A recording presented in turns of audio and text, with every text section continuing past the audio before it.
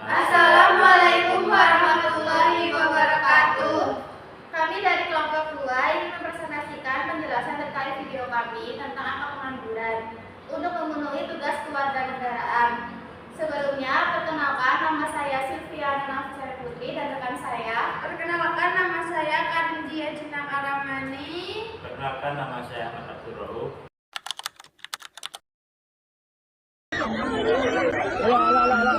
Jumlah pengangguran di kalangan diploma dan sarjana meningkat. Dunia kerja kita sedang tidak baik-baik saja. Angka pengangguran terbuka lulusan diploma dan sarjana naik dalam 3 tahun terakhir karena lapangan kerja di sektor formal berkurang, menurut Badan Pusat Statistik. Dalam 5 tahun terakhir, jumlah lapangan kerja di sektor formal hanya mencapai 2 juta lapangan kerja, berkurang sangat jauh dari periode sebelumnya yang bisa menciptakan 8,5 juta lapangan kerja baru. Heru Kurniawan lulus kuliah sebagai sarjana teknik pada 2023 lalu.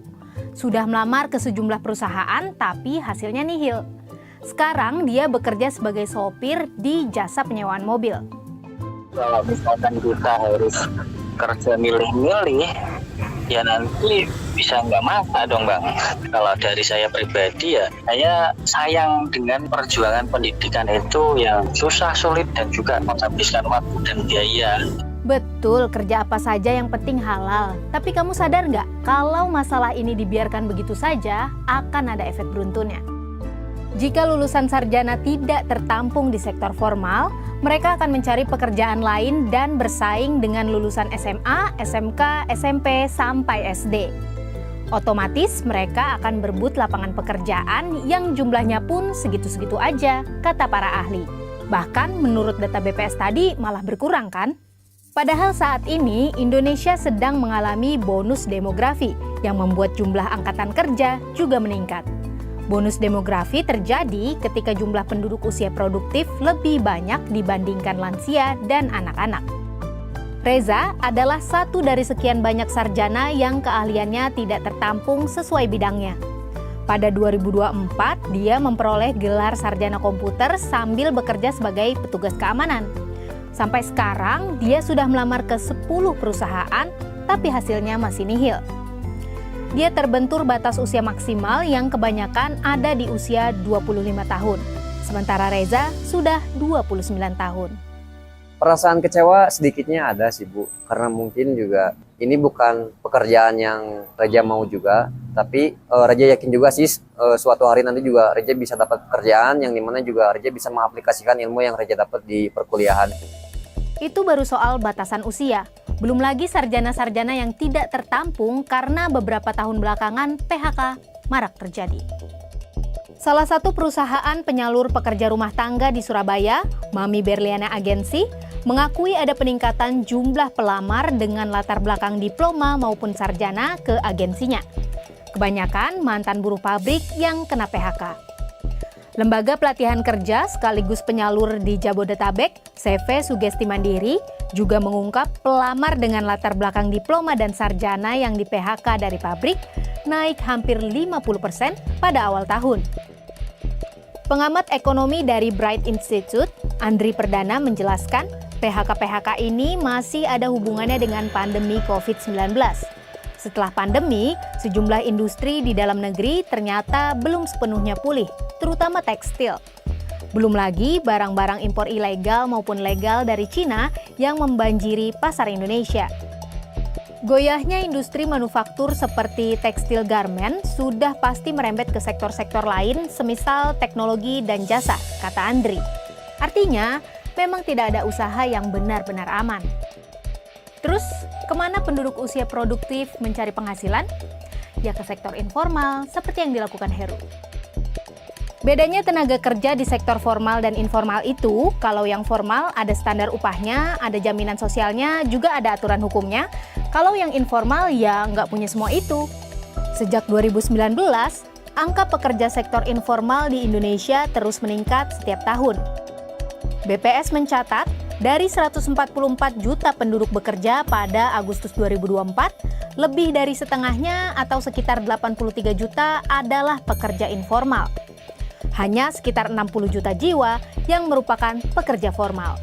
Orang mungkin masih bisa mengatakan bahwa ini anomali aja, mungkin ini cerita-cerita orang di X aja gitu, ini sebenarnya 1-2. Tapi kalau ini tidak dijadikan sebagai alarm gitu untuk melihat bahwa ada yang salah dengan industri kita, dengan sektor pendidikan kita maupun juga industrialisasi kita, maka kalau menurut saya sih akan ada kemungkinan ini justru tidak akan membaik dalam waktu dekat gitu.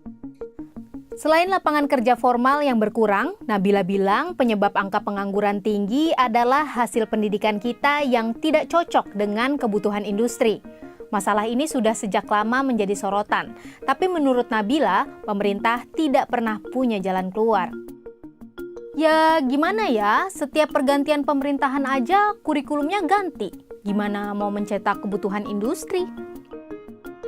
Awal April lalu, Presiden Prabowo masih mengatakan jumlah lapangan kerja lebih tinggi dibandingkan total pengangguran Indonesia.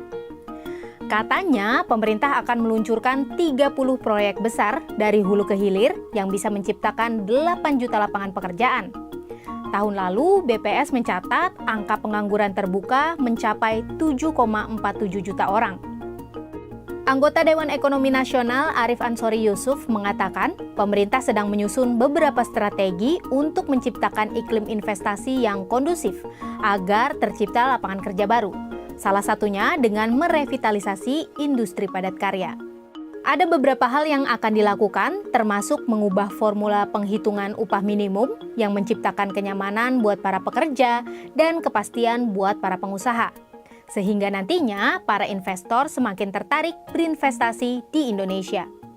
Strategi itu diharapkan bisa menciptakan lapangan kerja untuk tenaga kerja berketerampilan medium atau menengah. Sementara buat tenaga kerja dengan keterampilan tinggi dan belum memikirkan secara khusus.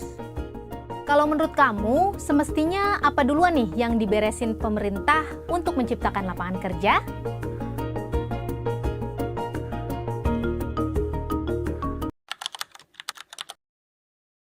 Baik, di sini yang pertama ada cara mengatasinya. Menurut saya, pengangguran dapat dikurangi dengan membuka usaha lebih banyak lapangan kerja dan mendorong masyarakat untuk berwirausaha. Selain itu, setiap orang harus terus belajar, mau bekerja keras, dan tidak mudah menyerah agar lebih mudah mendapat pekerjaan. Baik, yang kedua akan disampaikan oleh teman saya.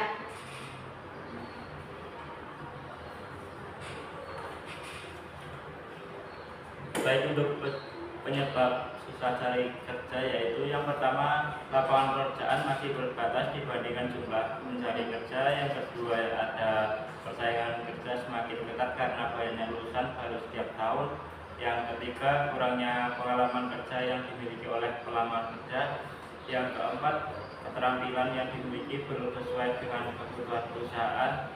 Dan yang kelima, terlalu memilih pekerjaan sehingga kesempatan kerja menjadi lebih sedikit. Yang keenam, kondisi ekonomi yang membuat perusahaan mengurangi penerima karyawan. Selanjutnya akan disampaikan oleh teman saya. Jadi untuk kesimpulan pada berita dari kelompok kami adalah menurut kami video ini menunjukkan bahwa mencari pekerjaan sekarang memang semakin sulit. Bahkan orang yang sudah lulus kuliah pun belum tentu bisa langsung mendapatkan pekerjaan yang sesuai dengan jurusan atau pendidikannya. Karena kebutuhan hidup, banyak lulusan sarjana yang akhirnya memilih bekerja sebagai sopir, satpam, pembantu, rumah tangga, ataupun pekerjaan lainnya. Dari video tersebut, kami juga belajar bahwa tidak ada pekerjaan yang rendah selama dikerjakan dengan jujur dan halal. Yang terpenting adalah tetap mau berusaha, tidak mudah menyerah, dan terus mengembangkan kemampuan diri agar peluang mendapatkan pekerjaan yang lebih baik semakin besar. Selain itu, kondisi ini juga menjadi pengingat bahwa lapangan kerja di Indonesia masih perlu ditingkatkan agar lulusan perguruan tinggi memiliki kesempatan kerja yang lebih luas. Baik, sekian presentasi dari kami. Apabila ada perkataan yang kurang tepat, mohon maaf sebesar-besarnya. Wassalamualaikum warahmatullahi wabarakatuh. Labana al